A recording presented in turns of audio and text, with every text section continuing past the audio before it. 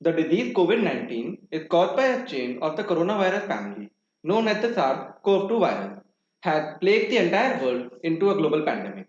COVID-19 has a strong effect on those severely infected, from lower respiratory failure to even damaging the patient's nervous system. This pandemic is one of the defining global health crises of the humankind till now, and by death rate already is at par with World War II. Basically, except for Antarctica, no continent has been left by this plague.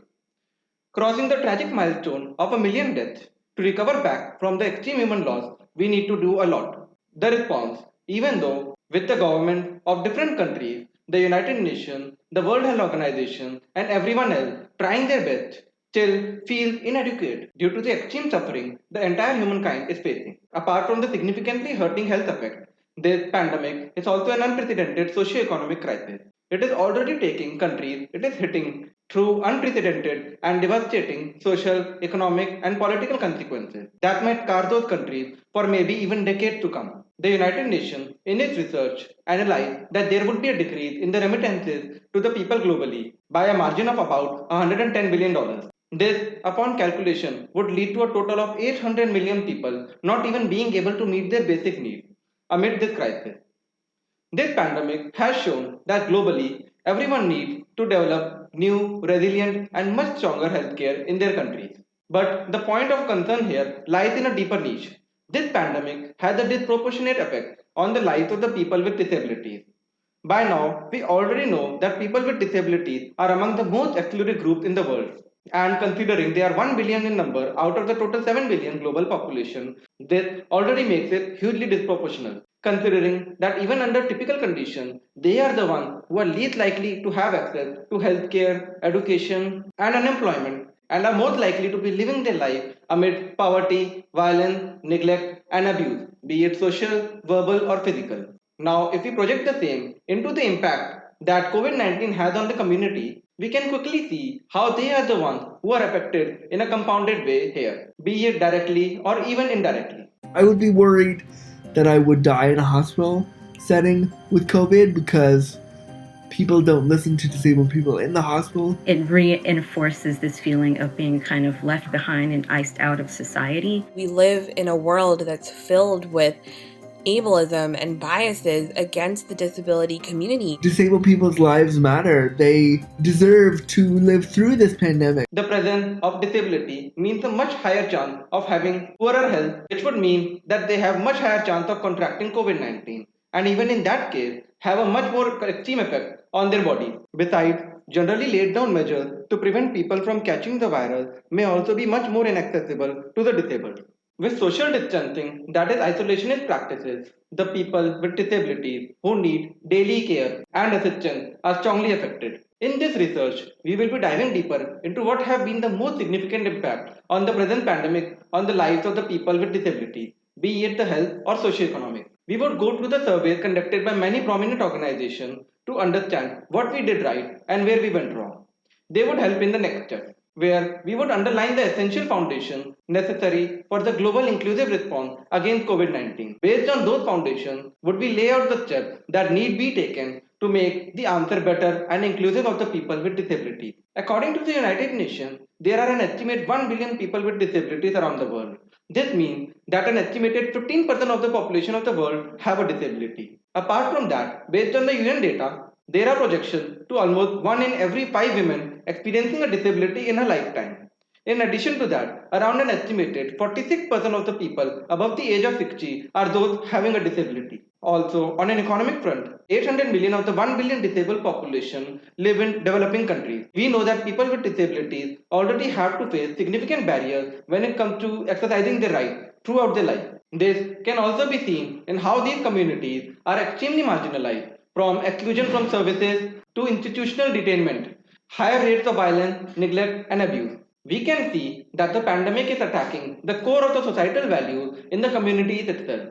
There are much higher risks of contracting COVID 19 for a person with a disability. Additionally, they would be impacted by the barriers they would face towards implementing the essential protection measures. Even measures such as hand washing and social distancing would be much difficult for them considering the lack of accessibility of water. Their reliance on them being in physical contact with other people for support, lack of accessible sources of information, as well as overly crowded institutionalization, which is much more harmful amid this pandemic. Let us dive deeper into the first point mentioned earlier. Why are people with disabilities more likely to develop worsened conditions, contracting the disease, and have a lethal impact from it?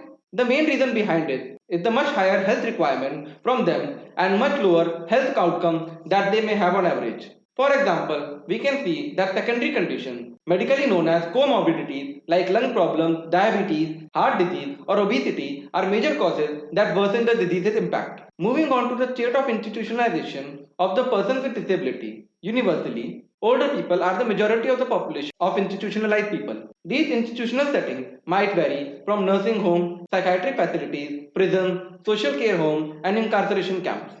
These, of course, have substantial hurdles in basic hygiene, social distancing, testing, and medical care. From the data available about the people in institutional care, what is visible is that they are the ones with the highest infection and death rate to COVID 19, ranging from 19% to even as high as 72% from the official data obtained until now. Discrimination is something persons with disabilities already face much more than others. Being marginalized in that way among all the communities make them susceptible to much higher discrimination, even when it comes to accessing healthcare for them to fight against this disease. Some countries around the world have decided on order of people to be provided the healthcare since they have to ration the same, as well as trial protocols which include the availability of ICUs as well as ventilators are being decided upon discriminatory criteria from age to actual value of the person to the society, thus following the extremely flawed concept that some lives are more important than others. These make it easy for the healthcare system to be curtailed for persons with a disability at a time there is a higher pressure on the healthcare system in these countries. There is a heavy disadvantage that the person with disability face when it comes to their socio-economic concerns that they have to face with the actions that are taken in order to restrain the impact of the pandemic. Persons with disability are more likely to lose their job amidst this COVID 19 outbreak, and even if they do not lose their job, then while the period of recovery is in the motion, they would be the ones confronting a copious amount of hurdles when it comes to resuming work at their workplaces. If we analyze the social protection as well as the financial aid that is provided to the disabled communities, we will see that in most of the countries, the support to the people with disability is very low and have even less access to any sort of social insurance. Quantitatively approaching this problem, we can notice that globally, only 28% of people with severe levels of disability actually have any sort of access to the disability benefit.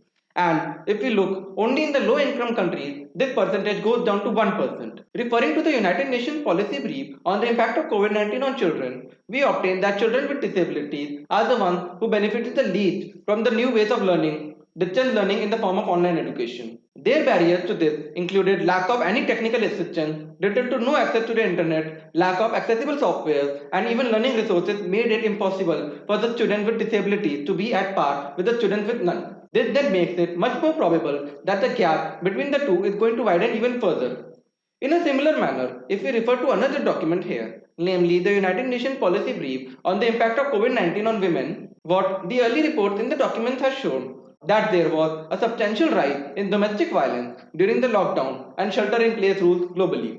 We know that in a non pandemic situation, the percentage of women and children with disabilities facing domestic violence was already much higher. Amid this COVID 19 situation, this makes it much more likely that they would be the ones facing a disproportionately high brunt of this now too. Before we start figuring out what should be done for an effective COVID 19 response, we need to understand what fundamental concept would make it disability inclusive. Non discrimination. As a core human rights principle, an inclusive COVID 19 response means that it has to prohibit any form of discrimination on the basis of disability, nor should it have any criteria that would impact the people with disability disproportionately. The disadvantage that the people of disabilities would face from the measures should be recognized and proactive steps taken. Intersectionality. In order for a COVID 19 response to be inclusive, it needs to keep into consideration the interplay of different factions in the society based on different factors, which may include age, disability, sex, race, religious conviction, linguistic divide, economic strata, geographical location, migratory status, and a lot more.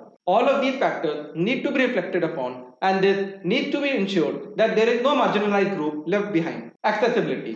Public health information, facilities, services such as transport and communication, and technologies need to be ensured as accessible to the disabled community for a fundamentally inclusive response to COVID 19. The lack of the accessible solution would lead to people with disabilities taking the wrong choices and not being able to live autonomously and quarantine safely, nor even be able to access health and essential services in an equal way. Accountability.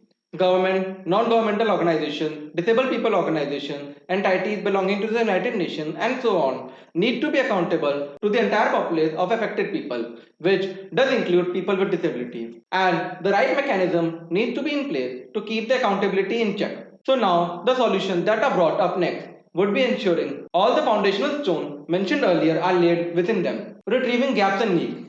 The gaps and needs that are present all around with respect to the inclusion of people with disabilities within the current COVID 19 response needs to be retrieved and analyzed, be it regionally, nationally, or globally. This could be done through taking help from the concerned disabled people organization, which could give a general feedback concerning with the barriers, concerns, as well as the actions to be recommended. What needs to be ensured that the prevailing social distancing measures and response systems do not make it difficult. Thus, these feedback systems need to be installed using technological formats ranging from SMS to video calls and phone calls. Response from the governmental stakeholders as well as non-governmental organizations, media, and other service providers need to be monitored proactively and strategies prepared and revised on the fly. This rapid gap analysis would lay the foundation to the creation of clear targets and objectives with respect to an effective COVID 19 response. Disabled People Organization. We have seen mass mobilization of DPOs in many countries advocating for inclusion of the people with disabilities into their COVID 19 response. What needs to be the focus now is to ensure that these DPOs are moving towards their objectives in an effective manner. The DPO members, as well as people who represent the marginalized communities, need to be included within the mechanisms that are in motion towards a coordinated COVID 19 response. These representatives of the disabled community could help forming an inclusive design, implementation, as well as monitoring of the response to the pandemic. And along with the representation, they should also be liaising with the government and working in tandem with the health and essential services providers. Accessible and inclusive communication. We need to make sure that the official channels of information regarding the response to the COVID 19 pandemic is all inclusive of the people with disabilities. The messages regarding the sharing of information on prevention and care, response procedures, awareness, as well as accessible health and critical public services all need to be accessible to and trustworthy for people with various disabilities. The steps towards increasing the accessibility of the information to be spread could be to have sign language interpretation as well as closed captioning for all official government communication to the mass public. Additionally, the informational materials need to be published in accessible format. Large font, high contrast, simple language, inclusion of social dialect, braille, and audio-visual aid to each of them. Healthcare. We have seen that in a lot of countries, the pandemic has resulted in a shortage of essential goods as well as services, especially in the extreme cases, like ventilators and intensive care units. And thus, in many such countries, trial protocols have been put in place.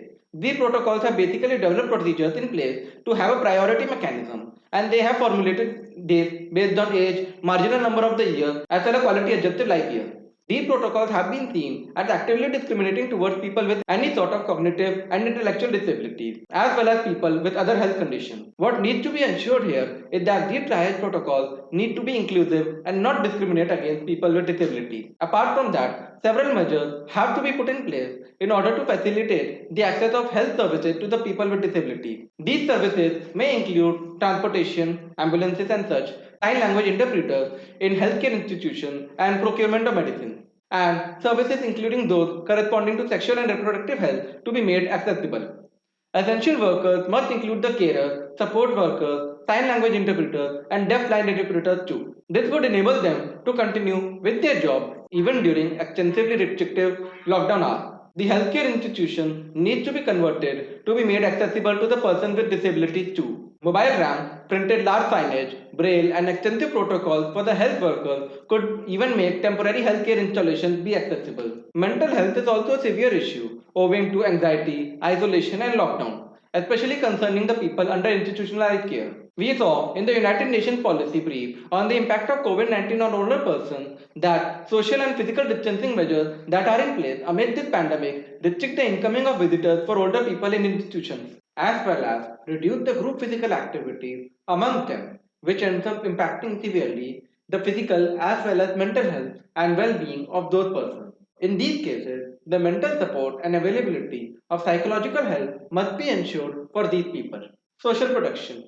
People with disabilities should be equally able to retain their job as their non-disabled counterparts, as well as be able to remotely work on an equal standing with others. This would mean accommodations need to be made for those persons. These accommodations may include access to digital devices, sign language interpretation devices, audiovisual aid, and more. In many countries, a financial aid is being provided by the government to the public on a monthly basis.